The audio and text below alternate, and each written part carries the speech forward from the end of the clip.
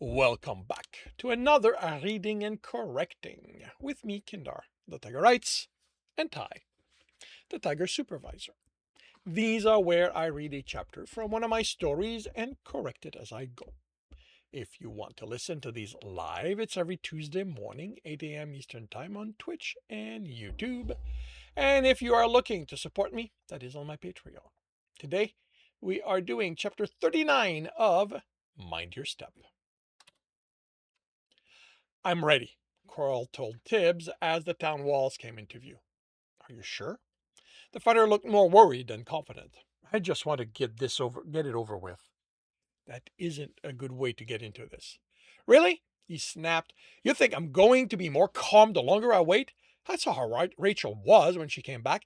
All I'm going to do by waiting is work myself up worse. I'll go with you, Rachel said. No, Tibbs considered. What? I can help him stay calm. It won't help. Would Coral's state of mind hinder the audience? Or help or hinder his audience? As soon as I bury him, he's going to be alone. Like you were. Tibbs hadn't been certain about his audience, but he hadn't been scared. It's best he gets ready on the way there. But he'd also not been given much time to be scared. The decision had been made, and his teacher had taken him to the audience. And you still need to train. Other can help you. Come on, Coral, let's go. Now? You asked, unsure. You said you were ready. I am, but I thought. He looked at the town. Tib still had the eyebrow raised when the fighter looked back at him. He squared his shoulder and nodded. Rupert jumped onto Heather's and Tibbs Tibbs led the man away. Tibbs hadn't settled on where he'd have the Earth audiences because it hadn't mattered. All he needed was a clearing so Coral would be away from trees' roots and the grass, and for it to be away from the other two locations.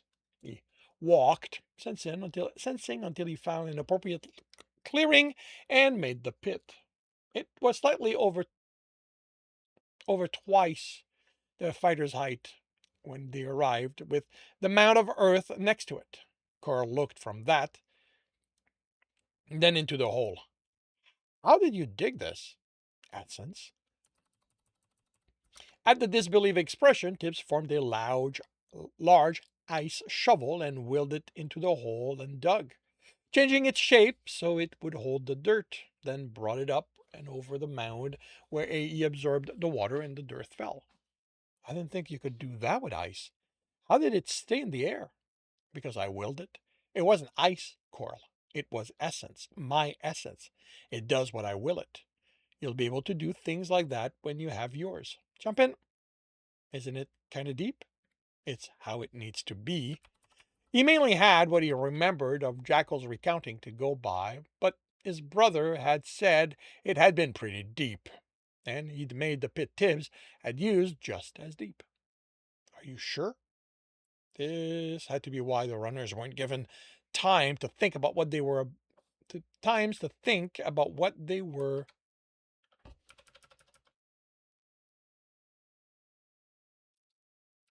heading to. Yes, every Earth runner talks about being buried deep for their essence. It's just, if you aren't ready, Coral, we can. The fighter dropped into the hole. Lie down. Remember, Earth isn't a person like us. He doesn't think the way we do, even if he'll use words you understand. He'll take them from your mind, from your head. He'll know what he'll know what I think. He seems more uncomfortable with that than the rest. He isn't going to care, but he'll know if you lie. You are asking for a boon, not demanding your due. You are going to be before something that is part of the world. No matter how like you he might appear to be respectful. He willed the earth mound into the pit.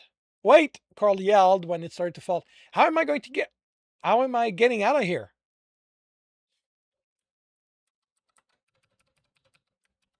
You'll have your element. Getting out won't be a problem. He willed the mount over the edge.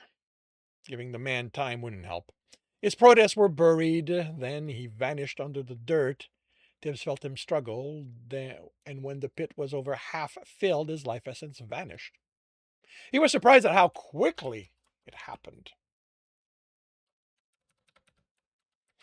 He'd expected it to leak away, to be drawn to wherever the elements were, not this instant no longer being there.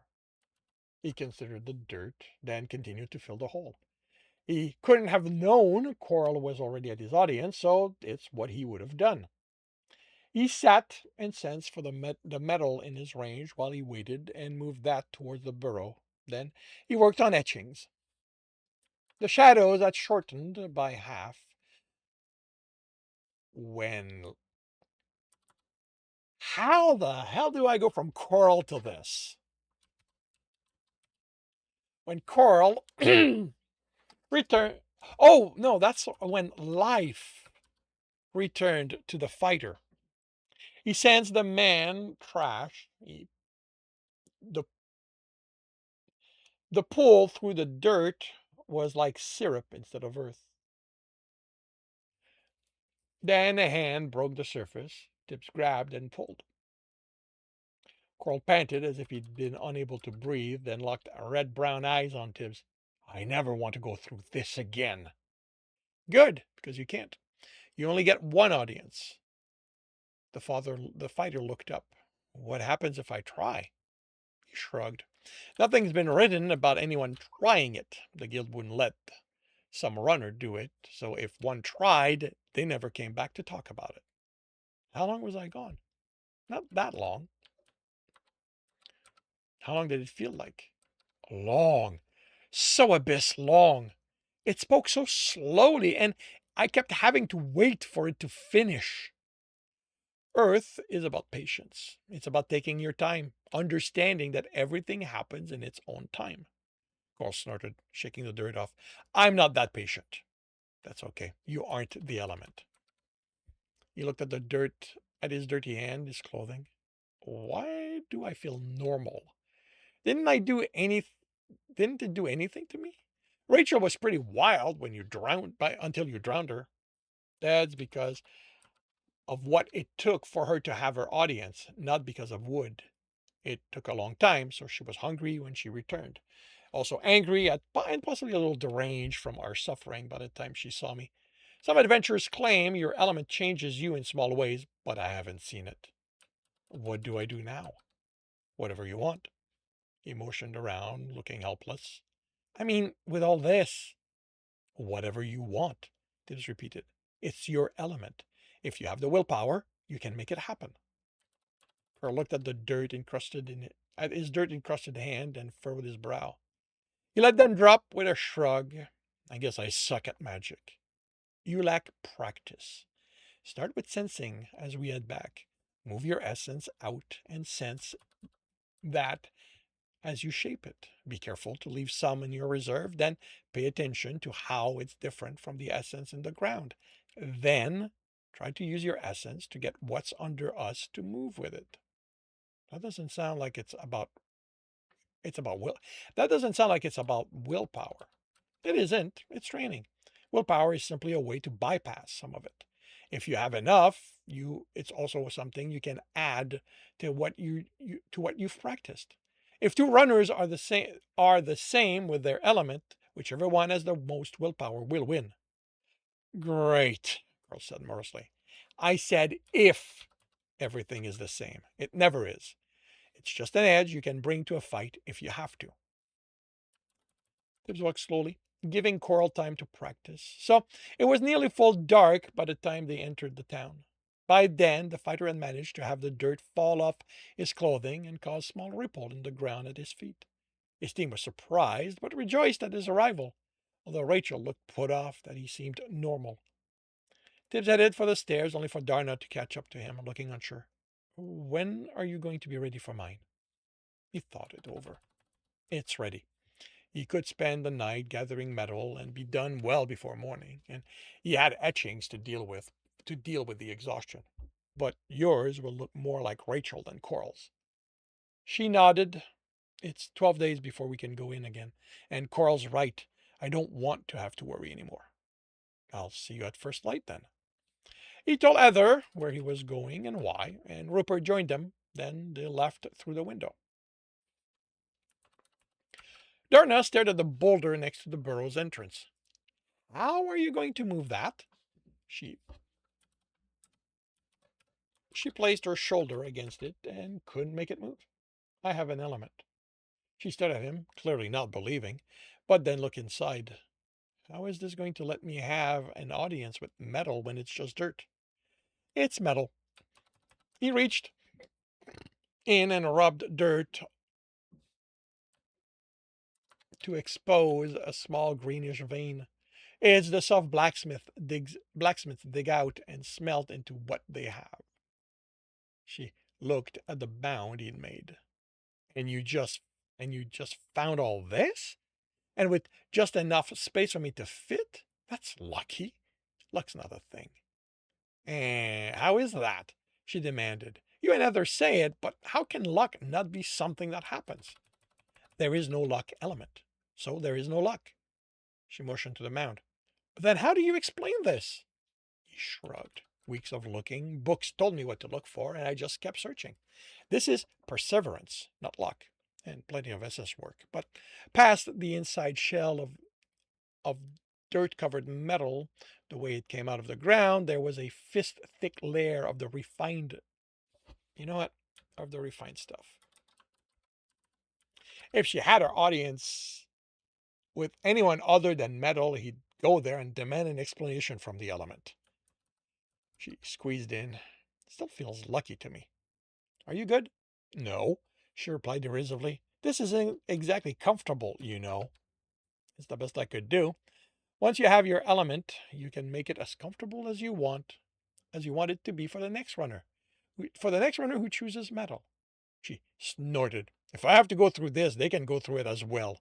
Close it up. He used water to move the boulder because, unlike Coral, she could see him work. Then he considered what to do. He didn't want her to go through what Rachel had and have to go rabid and eat whatever she caught. It meant he would have to move close enough to sense what stage she was in each day. But for now, he wasn't needed here. He entered to the tavern to Leon and Carl in a heated discussion at the bar. The rogue was disheveled, and the pants he had on had been hurriedly and the pants had been hurriedly put on as he was eating. Tibs motioned to the server as he headed to his stable, and the rogue was hurried, and the rogue hurried to the stairs by the time he sat. He sensed the mass of people in the room Leon entered, and had no trouble working out what they were up to, but was surprised at how many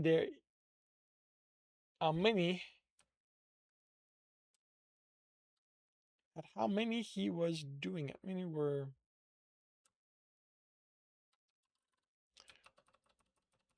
doing it. The way it's spoken about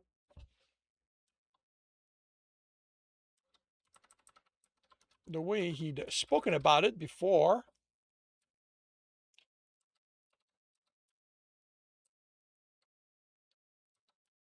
had given the impression his encounters, wow,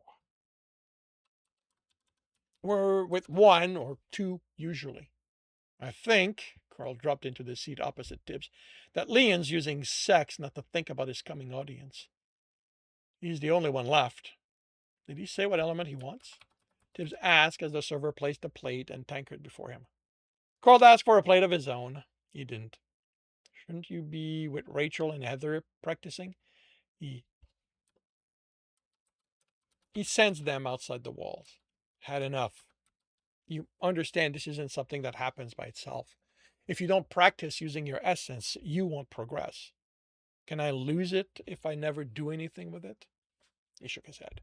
Once you have an element, it can't be taken from you. He rubbed his left bracer.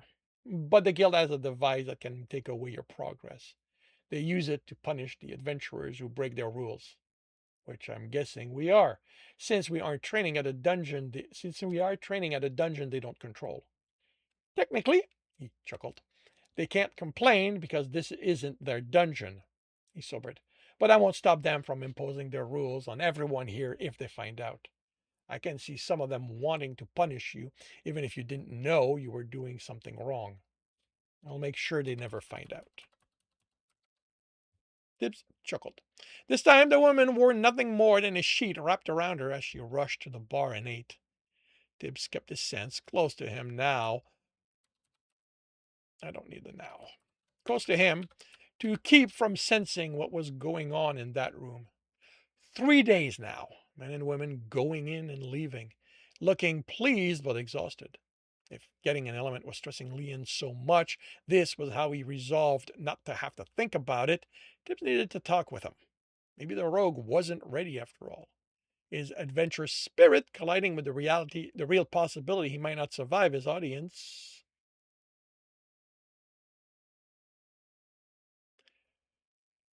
Okay, that feels incomplete.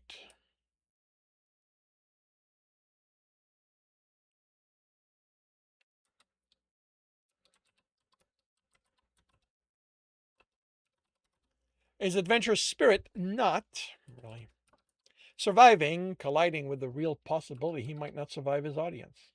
It wouldn't be today. His plan was to help with the other three's training, then head to Kaliak to deliver another reserve full of essence. He'd sent for Darna on the way, but he doubted she'd have her audience today. His hand was on the door when the scream came. He looked up and sensed the mass of people in Leon's room was agitated. A door slammed open and one of them ran down the stairs. The naked woman stopped into the dining room. Something's wrong with Leon. Tibbs ran by her, taking the steps 3 at a time.